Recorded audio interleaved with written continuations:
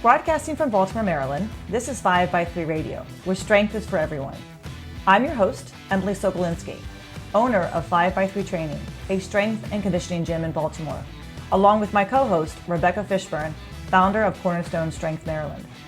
Each week, Rebecca and I will discuss the ins and outs of strength training, why there is a no one-size-fits-all approach, and why strength is so important in our daily lives. Thanks for spending some time with us today. Now, on with the show. Hi, everybody. Welcome back to 5 by 3 Radio. This is Emily and Rebecca. Hello. We're here this lovely Wednesday afternoon, very dreary.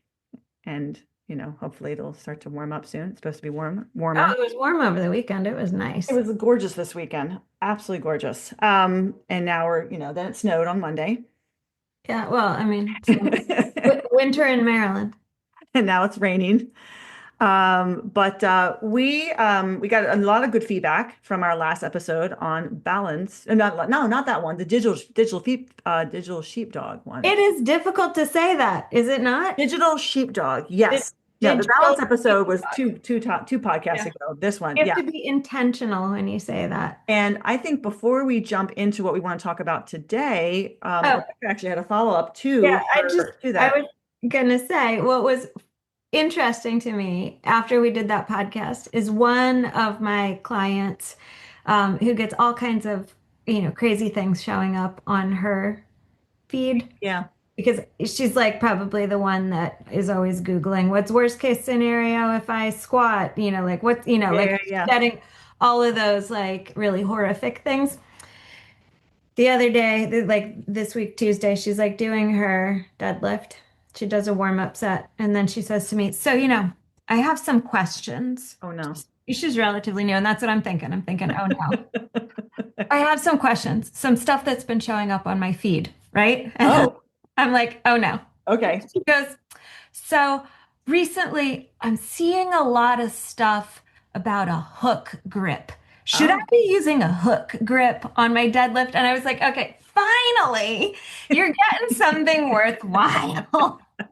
Let's talk about hook grip. Like, that was just so funny because it was like, she's the one always that is like worst case scenario, Okay, so she's actually, now she's paying attention. And now she's looking up some other stuff. So I was happy to hear that, she was being fed information about hook grip from her. Yeah, there's always that. I got a question. I'm always like, oh no,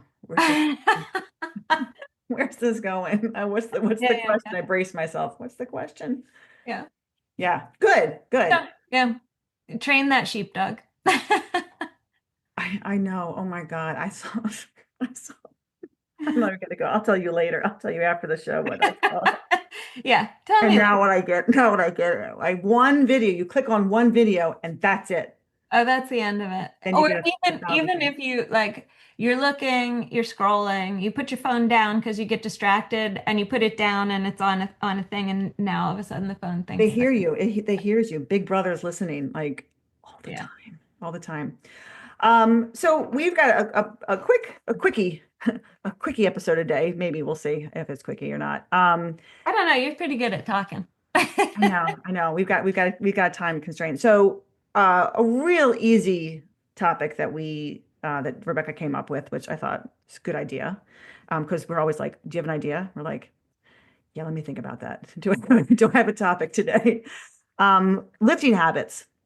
Because everyone's got a lifting habit, right? What we do, what kind of music we listen to, what do we do in between sets.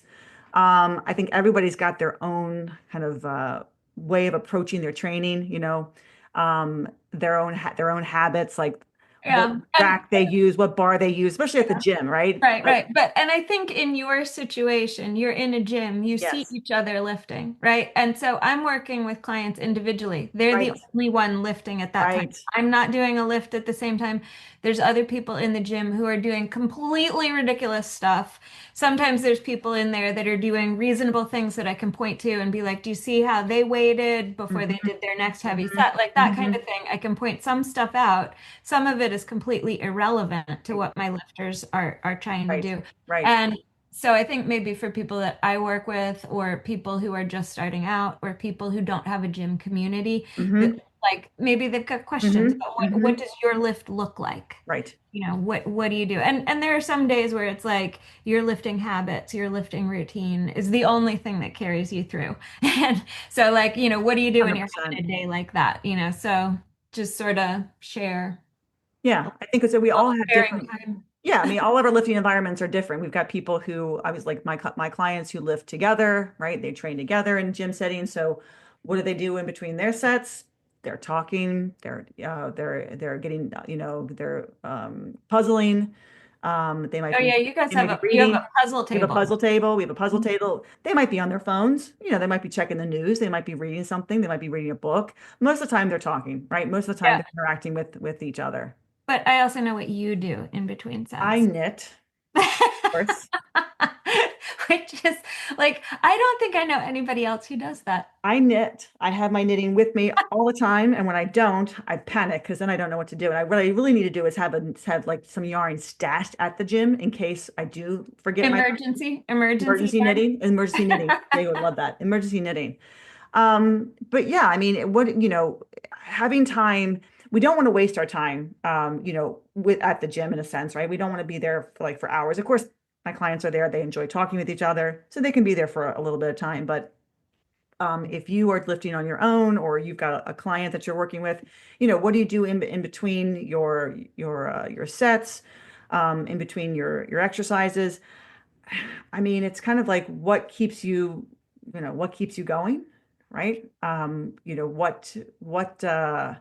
Maybe it's a conversation, maybe you just want to sit and be quiet and not talk to anybody and just Sometimes you have to meditate. sit and be quiet, just Yeah, catch your breath after something really heavy. You just have to exactly. have a seat, Exactly. catch your breath. Exactly. Yeah. Exactly. I think, I mean, I think a lot of people in be- sometimes don't know when to rest, like when to rest, when not to rest. I get a lot of questions about that, right?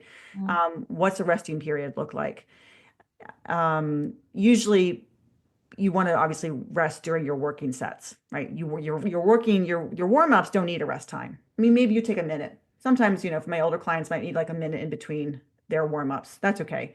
But you don't need to spend 5 minutes in between that. So you want to try to get through your warm-ups and then leave your rest time for your working sets. And in that during that time, I tend to time myself. I do really want to make sure Yeah. I time myself. I think that if you don't time yourself, you could easily, especially if you're hanging out with somebody or you get distracted, all of a sudden 10 minutes could go by and you don't realize Yeah. it. And I And then think you're cold. there's a couple really good arguments, I think, for using a timer. One is exactly what you've just said, because you can fritter away a lot of time, Yes. especially if it's a lift you're dreading or you're not into it that day and you're procrastinating, Yes. whatever. So setting the timer to make sure you get back to the work in an appropriate amount of time. But the other thing is the longer you rest, that's going to affect how the next set feels. So Absolutely. if you don't rest a sufficient amount of time, what should be, a challenging but doable set might become something that's, on the edge of possible Right. or impossible. Right. And so measuring it's, this stuff that we're doing, this barbell training is measured work. Honest about how much rest you're getting between the sets. Yeah. Um, and yeah, sometimes the extra rest is helpful and something heavy feels a lot lighter. But sometimes in a gym, if you're chit-chatting with someone, if you're at home and you're reading something on your phone or watching videos or playing games on your phone or something, it could be enough time that you end up cold. You need to do the Yeah. warm-up all over again. Yeah.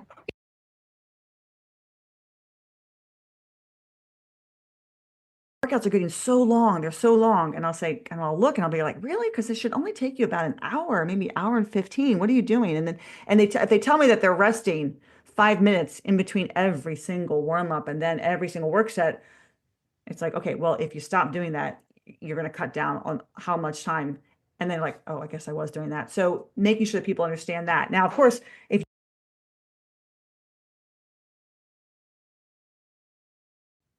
I'd say, a warm up should last between what, 5 and 8 minutes. Yeah. Depending, Sometimes not depending, even. depending on the on the weight that you're working towards. If it's a heavy enough weight, you may take a minute or so maybe before that last single that you're going to do with your squat or deadlift before you actually go up. So but in between, I think the clock and make note of what time it is on your notebook. Like, okay, it's 11:15, so 11:20, I got to make sure that, I get it back under the bar. I think another Being thing that cognizant people of where you are in your routine. Yeah. and another like a good use of your time in between lifts, especially if you're, you know, really paying attention to form or your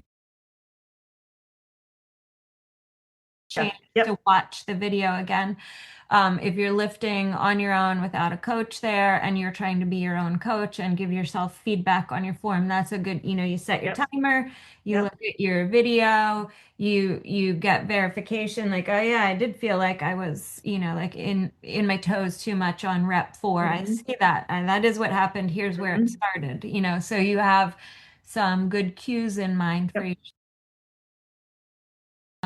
So, I mean, that would be a good responsible thing to do. I Yeah. mostly fritter away my time. I'm either knitting or I might get on YouTube and watch something on YouTube while I'm knitting. I can do that too. I knit and YouTube at the same time, and that's pretty good. I will also set the rest of my week up. Let's say it's day 2 for me. I'll go to my logbook while I'm resting and look at day 3, plan out my day 3 with my weights. I'll go to day 4 and I'll plan out my day 4 since I do a 4-day split. So that's good for me too. I set a plan. Now I may execute that plan by the time I get there. Ideally, I will, but if I don't, obviously things can change. But that's also a good time, right? Is to plan ahead.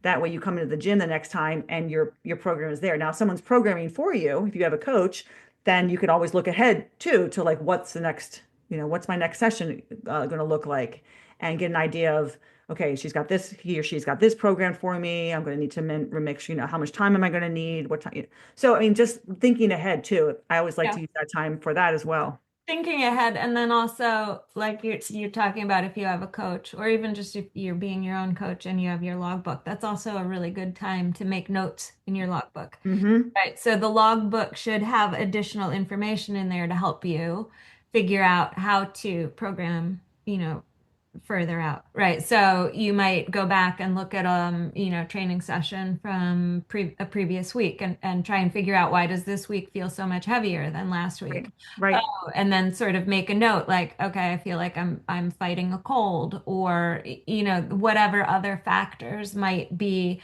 part of your recovery process, and just keeping, a note Yeah. of that in your And log. like, I watch my clients when if some of them are resting, they'll go back into their book. Hmm. They'll be looking backwards, Yeah. trying to find when they reached this heavy weight, because things happen, life happens, holidays happen. So a lot of my climbers, I don't know where that came from. A lot of my lifters will miss maybe a week or so. So you see them kind of going back, like, when did I do that heavy weight last time? I know I did that. So you see them, or just kind of like reviewing their life, Mhm. what they've done. I like when people do Your that life in back, lifting. when they go back and they're looking at what they've done. They're kind of going, wow, I can't believe I've done that. I can't believe I've done that. So everybody kind of utilizes their time in between differently. I just think definitely be mindful. I mean, if you love being at the gym, if you then by all means hang out for 3 hours. That's what Manny does. I mean, he shows up at 8 and he leaves at 12:30. So, I he would spends still I would still set the timer and he keep spends he does. Oh, he does. He sets a going more timer. He sets a effective. timer. He definitely does. But I mean, you don't have, I mean, unless you have a time restraint. But also, I think in terms of, yes, Rebecca mentioned, getting cold in between your lifts, you don't want that to happen. Occasionally, I'll be training at the gym myself. I'm there, we're not open, but someone comes by to see me about something, and I stop, and all of a sudden I'm 10 minutes, 15 minutes passes, and I'm like, crap, now I got to go back under the Yeah. bar. And I'll do it, but or I might just scratch it too. I might just decide, okay, I finish out with 2 sets, that's enough for me, and move on, because unfortunately, I got interrupted, and it's okay. I'm not going to say to them, no, you can't come in. I'm training, and I'm not going to be interrupted. I mean, there's that too. But yeah, just being mindful of your time so that you can be that much more successful.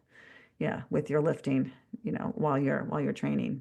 Um, what about like equipment? People ask me a lot of times, when do I use a belt? When should I wear a belt? What kind of belt should I use? Should I use straps? What's this? Why knee sleeves? Why not knee sleeves? What are your thoughts about kind of when you tell people like when is a good time to wear a belt? What the belt is, is good for. I mean, some people just like to have the belt as kind of a safety precaution in a sense. Like Mhm. they feel comfortable with the belt on. Others, they wouldn't even know what to do with a belt. What are your thoughts about that as far as like when your lifters want to wear one, want to know how to wear one? Yeah, it's interesting. I feel like my approach with the belt has changed a little bit over Mm-hmm. the last couple of years. And part of that is most of the people that I'm working with are not in like a barbell gym, Mm-hmm. right? And a lot of them are uh, like in their 60s or 70s and kind of not really interested in all of that. Um, and then also, um, just personally, I've stopped using my belt. Mm. Because I'm not competing anymore. I was doing a lot of self-education about pelvic floor issues and Right. found that my belt was actually like a mechanical factor contributing to some of the pelvic floor issues that I was experiencing. So Mm-hmm. I just kind of, in my own mind, sort of got to a place where I was like, okay, I'm not trying to lift the heaviest amount that I can anymore. I'm trying to just maintain strength and Mm-hmm. Mm-hmm. bone density. Mm-hmm. And Mm-hmm. um, sure, like my deadlift is not as heavy as it used to be. Like that's the lift that probably has lost the most in terms of pounds, like Mm-hmm. probably 25 or 30 pounds less. But like I can do for 5 reps, Right. um, 30 pounds less than what I did for 1 rep Mm-hmm. with a The belt. belt. Mm-hmm. My squat actually has gotten better in a way because I've Mm-hmm. gotten over some of my just my own head, the Mm-hmm. crap about Mm-hmm. squat going on in my own Mm-hmm. head. So I can do like for 5 reps. Well, not always. I mean, it ebbs and flows, but Yeah. for 5 reps with no belt, about 15 pounds less than what I did in a meet for 1 rep with a belt. Yeah. Yeah. And so it makes a difference, Sure. but in terms of what I see as my priorities right now, it's a Mm-hmm. negligible difference. Mm-hmm. And so I haven't necessarily gone to the recommendation of wearing a belt for a lot of my clients as like straight away, oh, you need to do this so you can get Sure. an extra 15 pounds out Sure. of your Sure. squat or an Sure. extra 15 pounds out of your Sure. lift. And so that's sort of where I've been with that recently. You know what? I've rambled for a little while and I forget what your question was. It was about that. No, it was about belts. It was just that. It was just like when people ask you, "Hey, should I be wearing a belt or Yeah. should I wear a Like belt?" I And I it's used to it's recommend yeah, that, after, like at a certain point when the form starts to show signs of breaking down, I'll be like, let's toss a belt on you yeah, and see if we yeah. can get a couple more pounds. And just recently, that's not necessarily been the population that I've been working with who's Mm-hmm. interested in, necessarily getting those 15 extra pounds. They're Mm-hmm. not really lifting in environments where there are a lot of people wearing Right. belts. Right. And then personally, I haven't really been using my belt Yeah. for the past several years Yeah. anyway. Yeah. Yeah. I But mean, I things are yeah. different at 5 by 3. Well, I mean, yeah, but like, I mean, I mean, my clients have belts. I mean, some of them who are lifting heavy and who have been training for a long time, Hmm. Kelly, Yeah, Jessica, for Laura. I sure. mean, yes, they're going to be wearing their belts, but these have been people who have been training for 10 plus years, right? So that's normal. But newer clients who are just starting out, and even my older clients who've been with me for a couple of years now, that belt may go on, a soft belt may go on for a press. Usually it's a press where I find that it's the most helpful. for people. If I can see that like they're getting it, they're really trying to stay tight, but they just need a little extra. Mm. Soft belt's all it needs. But then that's it. That's it. Nothing for the deadlift, nothing for the squat. I always tell people it's very individual. It's totally up to you. If someone's getting heavier in their squat and I'm starting to notice that they're reluctant to get to the depth because even though everything else looks good, the belt might be just the answer. We try it. Sometimes it works. Sometimes we're like, you know what? I actually don't like it, and I know what I need to do to get to depth now. I think now my brain kind of is connecting to the rest of my body. So yeah, it's not something. It's not my go-to right away. I don't throw belts on people willy-nilly. I definitely don't tell people to buy leather belts um, right away. We've got leather belts that people can borrow. Mm-hmm. Because learning how to use that means that, I'd say that weight is really getting up there and that the form is good. And if form is good and technique is good and everything, then yeah, maybe a belt might be the answer, but it's not a kind of immediate, yeah, it's not the immediate one I throw people into, and definitely with the deadlift. I mean, there are plenty of people who want to wear the belt. And if people want to wear a belt, sure. I'm not gonna like tell them, not to. I never use it as a band-aid, and I really am really mindful about people like with that. So if people are having there's kind of an issue, I don't want people to wear a belt because they're trying to keep their back, which is maybe bothering them. I'd rather just have them lighten the load Yeah. and do it picture perfect before we put a band, because I've done that before where I put the belt on as a band-aid. And it when it comes off, I would just collapse because it was really, holding me, basically literally holding me together. So it's very, yeah, very individual. And I know a lifter who hasn't worn a belt in a couple of years. You were talking about the pelvic floor. Mm-hmm. Hemorrhoids Oh, is also an issue, right? So hemorrhoids, anytime you're bearing down. So that's a concern with some people that the belt really, makes hemorrhoids flare up. And if someone's dealing with that and they can keep it under control, that's not to wear the belt, especially if they don't necessarily need to, and especially if the weight's kind of, it's not that heavy. Also, you can do a run. The longer you've been lifting, I did a whole run where I remember squatting a couple of years ago and chose not to wear, specifically not to wear my belt, like purposely did not wear the belt. And my lift, I mean, my squat really got up there, up into weights where I had usually would throw a belt on way before that. So I was like 20 pounds over what I normally am comfortable, mm-hmm. and having a great run with that. So, is the belt, yeah, in the beginning, the belt might be, psychologically, important for you, but then physically, how much is it doing for you?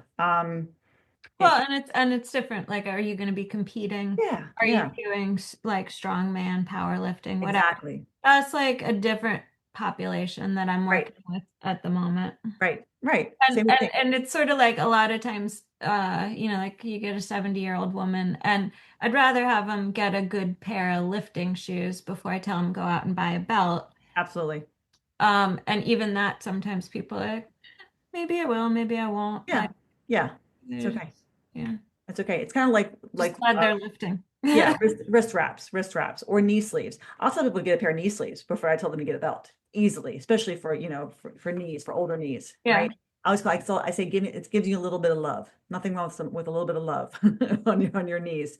Wrist wraps. I mean, I don't wear wrist wraps except when I'm ever competing in strongman and I'm doing log presses. That's the only time I actually pretty much will wear wrist wraps, axle work. But other than that, I mean, unless my wrists are really bad, and again, if yeah, the wrists are kind of issues, if there are arthritis in the wrist, then yeah, wrist wrap. But just to wear wrist wraps or belts or knee, just because, yeah. Like the older I'm getting like uh a CMC joint arthritis at the base of hmm my thumb. hmm And like now the whole notion of wearing a wrist wrap or something there, like I'm like, oh yeah, okay, that might be nice. But like, up until this point, right? It was Yes. always like if I just grip the bar hard, my wrist Yeah. is going to stay in That's neutral, right. That's and right. that does what I need it to do. That's right. But yeah, with a lot of my older lifters, not that I'm telling them to go out and buy wrist wraps, but that does seem to be more of an issue as people age, both with arthritis, but also just sort of like wobbly wrists. And it comes and goes. I mean, my mom was Yeah. wearing a wrist wrap for a long time. She hasn't Mhm. touched it. I think she's gotten stronger. I think she's just finally like her grip is stronger, her wrists are stronger, she's physically stronger. So now whatever issue she was having there kind of went away. So there's that too. Like you might find that you're wearing something for a time and then, oh, I actually don't need it anymore. You find you haven't put it on simply because your body has adapted to Yeah. that. Now I actually started wearing elbow sleeves for my benching. I'll get to a point with my elbow, I could start to feel like some in my especially my right elbow. I love its elbow sleeves. Oh my God, they're Sort of fantastic. like giving your knee a little love. You're It's my giving elbows your get elbow a little a little love. love. I'm Yeah. like, this is fantastic. Mhm. So, but I never wore those before up until, like about a year ago or so. So again, these are, these accessories, there's a reason like for why. Why am I wearing something? Why am I needing something? And belts are definitely kind of one of those, I never tell people to go out and buy a belt ever until they've been lifting for a long time and maybe it's now time for them. They want to have their own. Great. But definitely not like the first year of Yeah, lifting. I think, like you're saying, the knee sleeves for older lifters might be a better, well, the Mhm. shoes and the knee sleeves might Yes. be a better first investment than the belt. Just because also, I mean, I got listen to me with my list of arthritis, but like I've also got the knee arthritis too. And the older I get, the more I find that when I start doing my squat, some days my knees are just surprising. Hmm. They crack and pop and make Hmm. ripping noises all the time, and I'm used to that. But some days it's like as I'm getting warmed up, there's just like a little zing, like a Yeah. little like something just zing pain. And I'm kind of used to it, so it Hmm. doesn't throw me off. But if you're an older lifter getting started, Right. just learning how to do the squat, and you get one of those little zingy sensations in your knee, that could throw you off, I Yeah. would imagine, Yeah. like, and so the knee sleeve just kind of, a little hug for Yeah. your Yeah. knee, That's it. I say it's a little love little for your little knee. reassurance. But I have older lifters. Martha doesn't wear knee sleeves. My mom doesn't wear knee sleeves. I've got lots of lifters who don't wear knee sleeves, and then I've got lifters who need one knee sleeve, or or like to have just the knee sleeve just because it just helps. It helps them. But my mom, Yeah. like my mother, the other day, I think she said to me, she goes, "I have no pain." I was like, "Oh my God, it's amazing." But it's so it's great to see what and if people need something, yeah, then we talk about it. We talk about the need for it, the use for it. What kind of knee sleeves to get, why, how to put them on, how to use them, correctly. I mean, all of our bodies are different, but Yeah. it's, it doesn't, you don't have to dress the part. I'm like, unless you want to. Straps are another thing. So we talked about belts and then other accessories. So using straps for deadlifting, Mhm. right? For grip purposes. What are your thoughts about straps?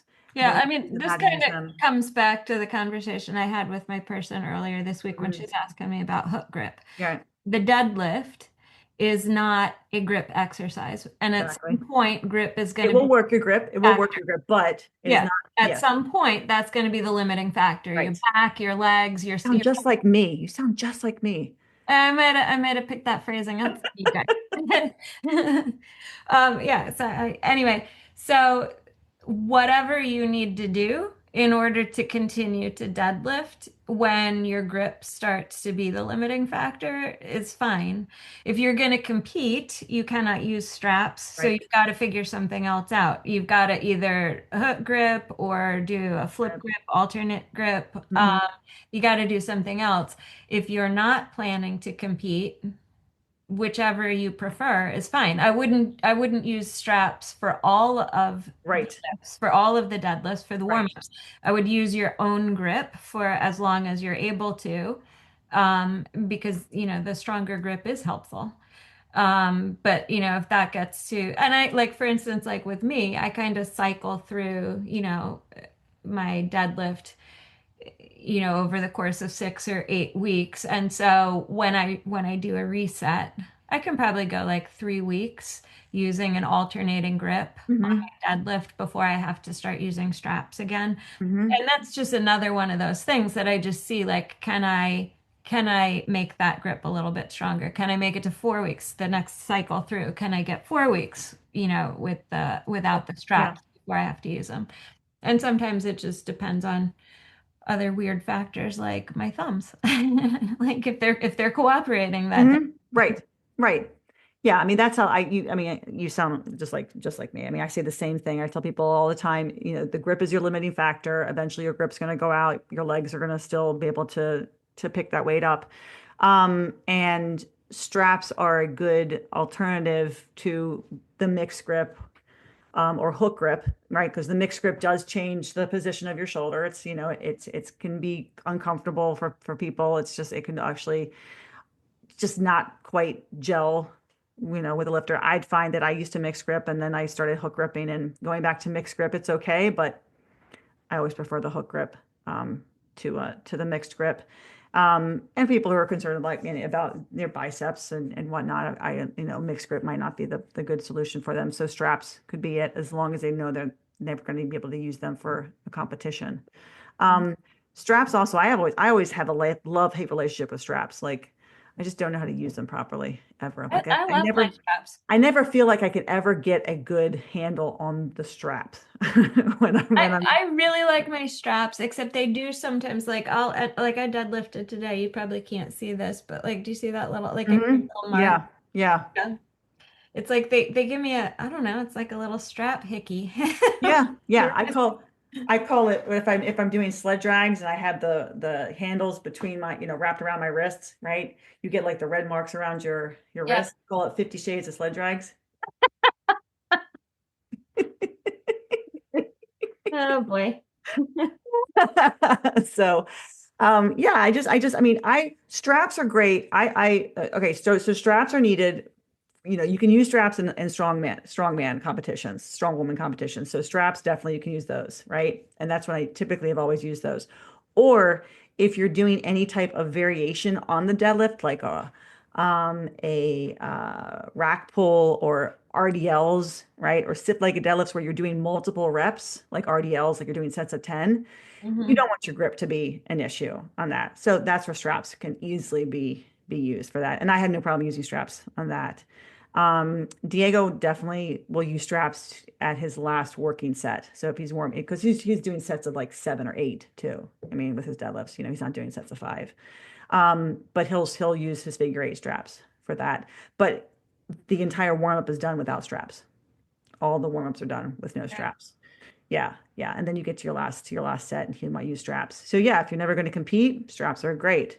If you want to work your grip, then you got to either mix grip or hook grip, and you can do grip exercises to strengthen your grip outside of your deadlifting. Yeah. Yeah, and there's so many different types of straps out there. And again, we've got a bunch of straps people can try. And but for the most lifters, most of my lifters don't use straps. Just not needed. you know I mean, they're not needed. Their grip, they haven't gotten to a point where they need to really worry about their grip. Yeah. um we talked about what to do in between your lifting, like sets, between in between your work sets, things to think about, being mindful of your time. We talked about belts. So We so talked here's about here's straps. here's a question. Here's one. Yeah. What do you do when it's a day you don't feel like lifting? Like, do Oh, you have any tricks or ways of sidestepping into it? I I have little, go. huh? I go. Yeah, I mean, like a lot of it comes down to You habit. have to just go. I think it has to Yeah. be a habit. Like, people say that, like, I really didn't want to come today, but I know I'm going to feel better. Or Well, I sometimes I feel better. or Sometimes I I'm still not feel gonna have another crappy. week. I don't have another day this week, Yeah, but yeah. usually it's like most of the time my clients will say, I know I'll feel better. And Yeah. they always do. No one ever leaves going, well, that was shitty. I came and I felt like crap and I left and I feel more like crap. I mean, no one's ever said that. But yeah, I mean, we've talked about this before. I have a hard time with that. I don't have a day where I don't feel like training. Yeah. Okay. Well, so then I'll talk because Mhm. I have days where I don't want to do it. I have days where I don't want to do it. And I have all these stupid little things that I'll do to trick myself into doing the lift. Mhm. So like one thing I pretty much always do is start out with my hood up, Oh yeah. right? So it's like you're wearing a hoodie, right? And by the time I get to my work sets, it's too hot for the hoodie. But in the beginning, I'll keep the hoodie on for the warm up with Yep. the hood up. Yep. It's almost like I'm still in bed. Oh, that's clever. Like I Okay. feel like I'm still cozy in my bed. It's the same trick I use when I have to walk my dog at 5 in the morning, Oh God, yeah. except when it's 5 in the morning and I'm walking my dog and it's dark outside. I put the wool hat on and then I put my hoodie hood up. And then I put my coat hood up. So I'm out there and and this is like last month when it was 19 degrees at Yeah, 5. yeah, yeah. Right. So, but I found that that works pretty well also when I don't want to squat to kind Mm-hmm. of ease myself into it. Like, Mm-hmm. okay, I'm still cozy. I'm cozy in the warm up. Oh my God, I'm so hot. Now I'm doing the sweatshirt comes off and it's already the work set. Yeah. If I can get through the warm up pretty quick and then make myself do the first work set before I stop and think about it anymore, then it's sort of like, okay, look, I only have 2 more sets to go. It's only 2 more sets. Interesting. Yeah. So that's how I trick myself Interesting. into doing the squat when I don't I want to. That's funny because like my hood goes up on my head just because I feel like a badass. It's just more No, just mine goes it's up just more because like I'm about to work, man. I'm about to work. yeah, I put mine up and in my thought process is You're I'm in bed. hiding. No, I'm hiding. I'm hiding from the bar. I don't know I'm here. I've only felt that way like on the stationary bike, right? Like the first 5, 10 minutes of that fucking bike ride, sorry everybody, is just the longest. It's the longest 10 minutes of your life, right? You're like, I'm gonna do a half an hour on the bike. Did you And the just say first 10 the first 5 minutes is the longest the 10 first 5 minutes is the longest. I look at my watch, I'm like, oh my God, it's only been a minute. minutes? And I'm biking and I'm like, I'm getting like my heart rate's getting up and I'm like, oh my God, it's only been 2 minutes. And then I look and I'm like, God damn, it's been that 2.5 minutes already. I've been on this thing forever. It's been 2.5 minutes. By the time I get to 15 minutes, I'm like, oh, it's 15 minutes? I can do another 15 minutes. And then I'm like biking like crazy. And then I'm Yeah. like, then I don't want to get off the bike. Then I just Yeah. keep pedaling, right? But the first 5 minutes are the longest 5 minutes of my life. But Like, it's that kind of like uh-huh. breaking See, it down. that's cardio. See, that's the thing with cardio. Like I know I need to Yeah. do some cardio, hmm but it's so boring. That's why I Yeah, have my no, but phone. I got to do that with my sets too. Wow, it's So I funny. get through the warm up first work set. All Yeah. right, I only have 2 left. I can do this. Yeah. It's the cardio for me. It's getting on that damn bike, and that's why like I'll get on the rowing machine. We have a rowing machine now. So I'll get on the rowing machine and I'll just row. And I'm just watching the meters go by. And I'm like, okay, how many can I get to 2,000 meters? Okay, now I gotta, so I'm counting the meters. That's what keeps me going. But hmm because that's different. But the bike, I'm like, it's been 2 minutes and it's the longest 2 minutes of my life. It always feels so goddamn long on that bike because I don't want to have to bike, but I can't lift because I've lifted the day before. So I'm trying to like minimize how much, craziness I do there. So I'm like, okay, I'm going to bike today. But I would rather be squatting, to be honest. I'd rather be squatting than biking. So yeah, for me, it's the cardio. It's the longest five So, minutes of my life. so the other thing that I'll do sometimes, and this started in your gym. This is not a good habit, Emily. Uh-oh. Uh-oh. You have that candy jar. We have a candy basket now. Yeah, okay. So that's where this began. And I'll be like, okay, if I do one more set, It's or I'll be like, oh my God, I'm so tired. I'm not gonna make it. I need some sugar. Right? And then I'll like go over and eat like 4 jelly beans or something. poor jelly. Yeah. And then now when I'm at home, I do the same thing. It's like if I really don't want to lift, I'll be like, Oh, okay, well, I'll eat one piece of candy. I'll eat a piece of candy and then I'll have to I'll go. go. Yeah. Yeah. That'll give me some sugar That and did, she's absolutely right. That did start at my gym. And let me explain the whole reason that why we have candy at the gym. So now it's 2026, right? And we have a candy basket. And now we have a client who works for Rural Farms. So we get snacks and in the basket. So now we've got snacks and candy, and we have a whole conglomerate of stuff. And people come there and they basically shop at the gym now because it's all ROFO stuff. But it started because Do I had. do they ever have chicken? Do you ever have the ROFO chicken? Yeah. Okay. He doesn't bring the chicken. You got to But talk I to got Rural Farms right down the street. I can go down the street and get chicken anytime I want. It's literally right down the block. But it started in, I want to say we probably started around 2013, 2014 with no, 2014. It was 2014 because we were already open up in the turf area. And I had an issue with my tooth one day. I had basically kind of from eating the candy? No, there was no candy at the time. There was no candy in the gym. But I was in so much pain one morning, and my ladies were like, you might have a blah, blah, blah. And I had a little cyst of some sort in my tooth. So I went to my dentist, and the dentist sent me to the periodontist and all that kind of stuff. So basically I looked it up, and I had something that I had to like massage it, and then, sugar, trying to get the saliva. It was like a saliva stuck Oh, you had saliva. like a blocked The salivary blocked gland? salivary gland, Uh-huh. exactly. So I read, rubbing it in warm water, whatever, or, and also sucking on something, um, like a lemon drop to kind of pull the saliva out, right? So I was like, yes, I get to eat candy. So so I got a bunch of candy, and I started like eat, trying to, basically lemon drops.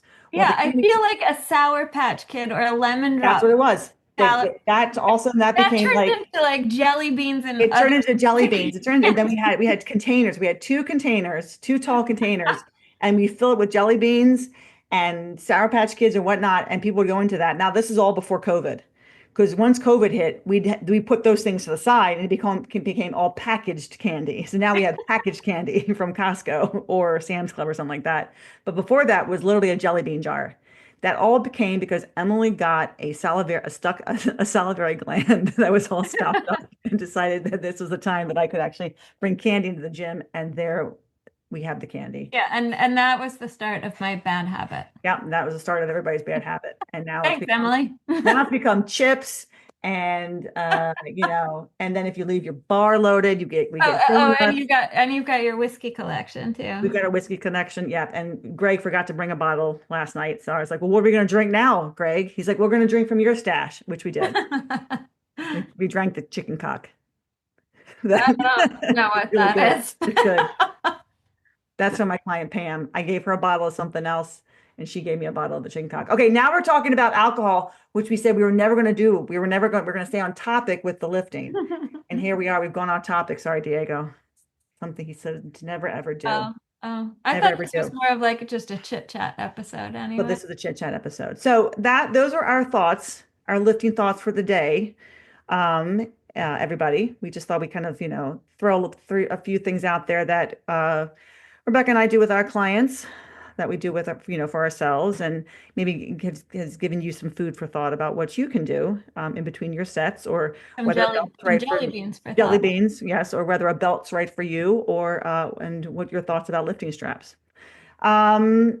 So I think that'll wrap it up for today. Don't forget that Charm City Strongwoman has opened for registration. So ladies are registering. I think we've got about 20 women registered right now.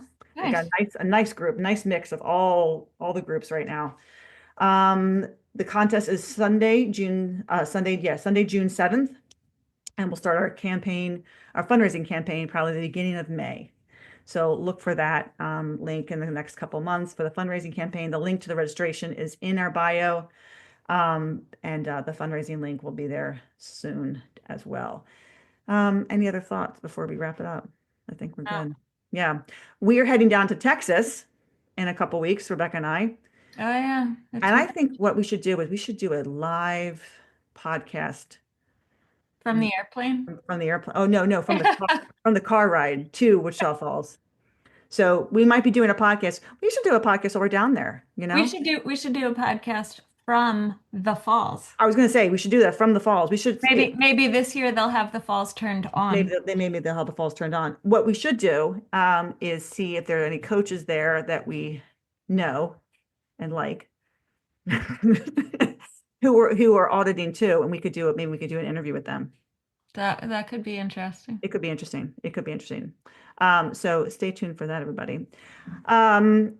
If you have any questions or comments about what we've talked about today, or any of our podcasts that we've had, we've talked about, our balance episode, our digital sheepdog episode, please feel free to contact us. You can email me at emily@5by3.com, or you can email Rebecca at cornerstonestrengthmaryland@gmail.com.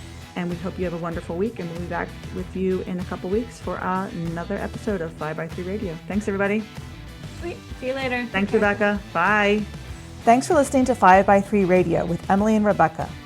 If you like our show and want to know more about 5by3 training, please visit us at www.5, that's F-I-V-E, the letter X, the number 3.com. You can also find us on Facebook and Instagram. To learn more about Rebecca, please visit her website, cornerstonestrengthmaryland.com. Thanks for listening, and have a great week.